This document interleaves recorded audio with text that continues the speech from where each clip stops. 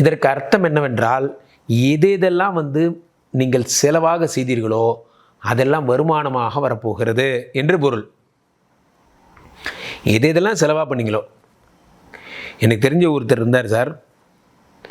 ஒரு பக்கத்தில் ஒரு கோயில். அந்த கோயிலில் பார்த்திங்கன்னா, அந்த கோயில் பெருசாக ஓடவே இல்லை. சாதாரண கோயில் தான், கூட்டம்லாம் ஒன்றுமே இல்லை. அந்த கோயிலில் என்ன பண்ணார்னா, இவருக்கு ஒரு ஆசை, அந்த சுவாமிக்கு ஏதேனும் செய்யணுமேங்கிறதுக்காக வருஷம் கை காசெல்லாம் திரட்டி என்ன பண்ணுவார், ஒரு திருவிழாக்காக ஹெல்ப் பண்ணுவார். வருஷம் நடக்கும் அந்த திருவிழா. அப்போ அங்கே இருக்கிறவங்களாம் கிண்டல் பண்ணுவாங்க, இந்த கோயிலில் கூட்டமே இல்லை, இந்த கோயிலுக்கு போய் இவ்வளோ செலவு பண்ணுறியே, கையில் இந்த காசெல்லாம் இழக்கிறியேன்னு கிண்டல் பண்ணுவாங்க. ஆனால் ஆத்மார்த்தமாக நான் பண்ணுறேன், என் சுவாமிக்காக நான் பண்ணுறேன் என்றெல்லாம் சொல்வார். ஒரு நாள் ஒரு கட்டத்தில் அந்த கோயில் ரொம்ப பிரபலமாயிடுச்சு.